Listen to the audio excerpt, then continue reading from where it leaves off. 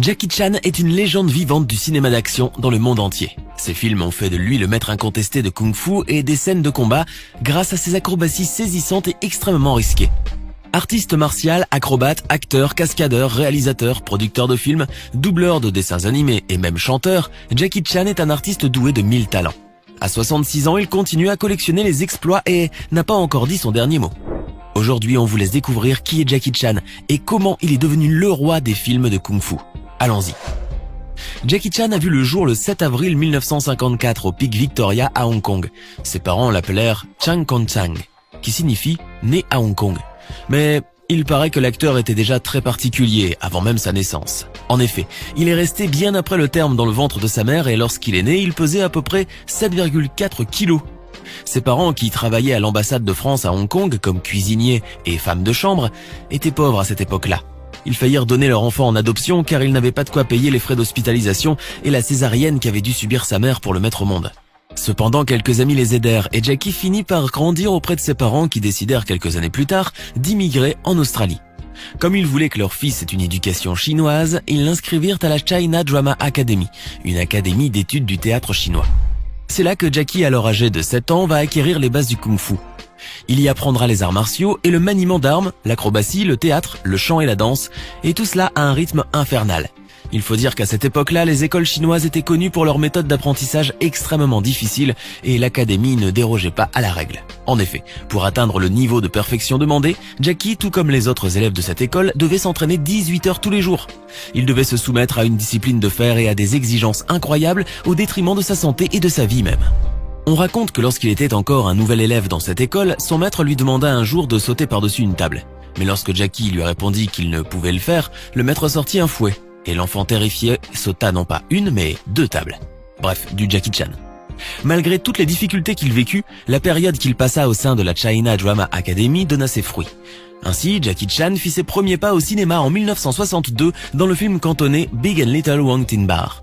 Il venait aussi d'intégrer une troupe nommée Les 7 Petites Fortunes qui faisait de nombreux spectacles à Hong Kong.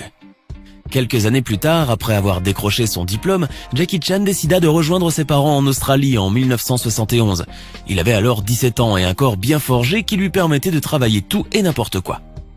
C'est ainsi qu'il devint tour à tour plongeur dans un restaurant et maçon sur les chantiers. C'est d'ailleurs là que ses collègues commencèrent à l'appeler Jackie, après qu'un ami de son père prénommé Jack et travaillant avec lui sur les chantiers a décidé de le surnommer Little Jack. Mais comme il n'aimait pas ce qu'il faisait, il décida de retourner à Hong Kong et se fit embaucher par le studio de la Shaw Brothers comme cascadeur. C'est ainsi qu'il obtint son premier vrai rôle dans le film Le Jeune Tigre. Mais c'est surtout grâce à une scène qu'il tourna dans le film La Fureur de vaincre, aux côtés de Bruce Lee, qu'il acquit sa réputation dans le cinéma asiatique. Dans cette scène-là, il devait courir le plus vite possible pour défoncer un mur, puis tomber au sol sans aucune protection. Toujours aux côtés de Bruce Lee, dans le film Opération Dragon, Jackie Chan enchaîne les cascades et les chorégraphies. Plus tard, grâce à ses performances physiques, il finit par jouer dans d'autres films de kung-fu où l'on espérait le voir comme le nouveau Bruce Lee. Malheureusement pour lui, ces films n'obtiendront pas le succès qu'il espère et vont menacer sérieusement sa carrière et son potentiel.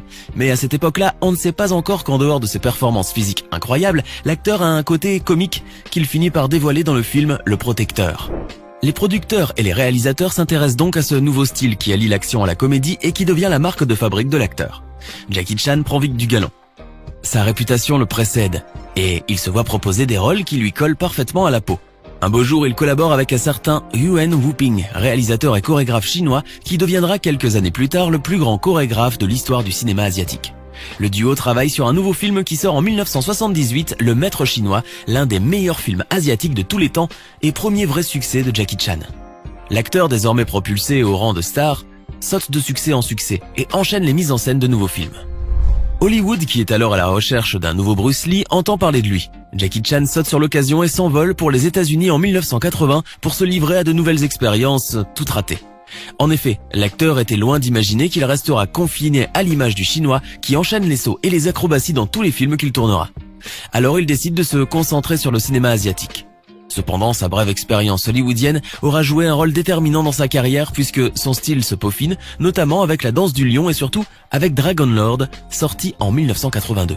Contrairement aux chorégraphies archaïques que l'on a l'habitude de voir au cinéma hongkongais, Jackie Chan, lui, se distingue par son style unique qui se caractérise par des scènes de combat dantesques, des cascades à couper le souffle et l'utilisation improvisée de n'importe quel objet à portée de sa main, le tout avec un humour bon enfant.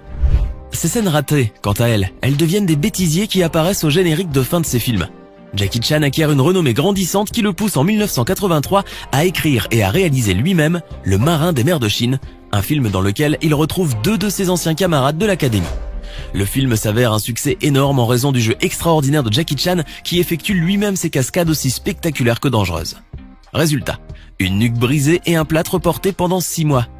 Quant aux fractures, il en a eu beaucoup au cours de sa carrière, à tel point qu'il a acquis le surnom de l'homme aux 1000 fractures.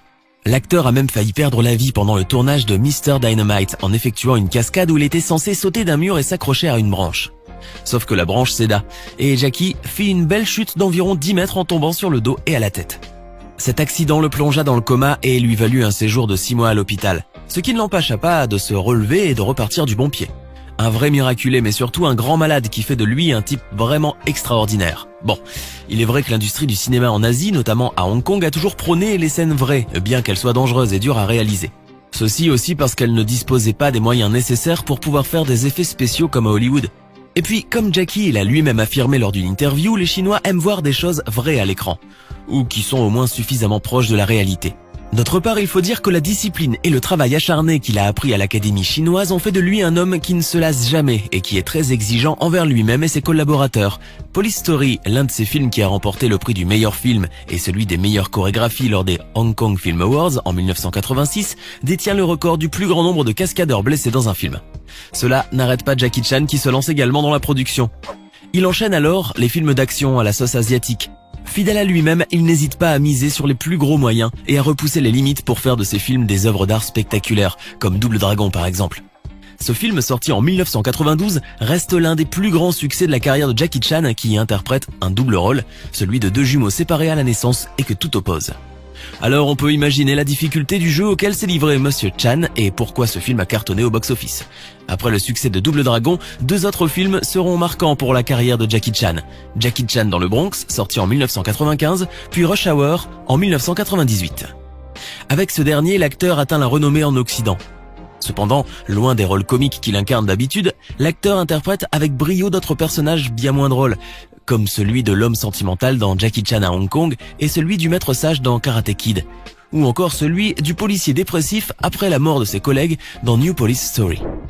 Il n'hésite pas non plus à revêtir la redingote classique dans La Tour du Monde en 80 jours, preuve en est que Jackie est un vrai caméléon. Mais lorsqu'on lui propose un rôle de méchant, il refuse tout simplement, car il ne veut jamais jouer le méchant. De toute façon, il serait difficile pour nous d'imaginer un Jackie Chan méchant. Il a également prêté sa voix dans des films d'animation comme Kung Fu Panda dans lequel il joue le singe et Mulan où il incarne le capitaine Shang. Il est aussi le héros de son propre dessin animé, la série Jackie Chan dont il est le producteur, et il a même inspiré le manga Dragon Ball. Il n'hésite pas non plus à faire son propre doublage dans les films quand c'est nécessaire. Bon, vous ne le saviez peut-être pas, mais Jackie Chan parle plusieurs langues, dont le cantonais, le mandarin, le coréen, le japonais, l'allemand et l'anglais bien sûr. Et oui, l'acteur est un polyglotte et un infatigable, et son travail finit par payer. En 1995, il reçoit un MTV Movie Awards pour l'ensemble de sa carrière, et en 2016, il reçoit enfin un Oscar d'honneur. Eh oui, il a fallu 5 décennies de travail acharné, pas moins de 200 films et plusieurs os cassés, pour que Jackie Chan remporte enfin la statuette d'or tant rêvée. L'acteur possède aussi son étoile sur le Walk of Fame d'Hollywood, ainsi que sur l'avenue des Stars à Hong Kong. Et puis en dehors de ces distinctions-là, il a obtenu plusieurs records Guinness. Ainsi, grâce à Chinese Zodiac, il est la personnalité qui détient le plus de crédits dans un film, pas moins de 15, puisqu'il est à la fois acteur, réalisateur, scénariste, producteur, compositeur de musique, accessoiriste, etc. Grâce à Dragon Lord, il détient aussi le record du plus grand nombre de prises nécessaires pour une même scène, 2900. Mais son talent va au-delà du cinéma, puisqu'il est aussi chanteur. Et oui, l'acteur a interprété le générique de la plupart de ses films, et il a même chanté lors de la cérémonie de clôture des Jeux Olympiques de Pékin en 2008. Grâce à ses performances athlétiques extraordinaires mêlées à son jeu d'acteur spectaculaire, Jackie Chan a gagné le respect et l'admiration d'un public de tout âge à travers le monde, et s'est imposé comme le maître du kung-fu au 7e art. Son talent le place parmi les plus grands artistes de tous les temps, et son incroyable énergie a inspiré de nombreux autres artistes martiaux et cascadeurs à travers le monde. Verra-t-on un jour un autre acteur hors du commun comme Monsieur Chan ? Dites-le nous dans les commentaires.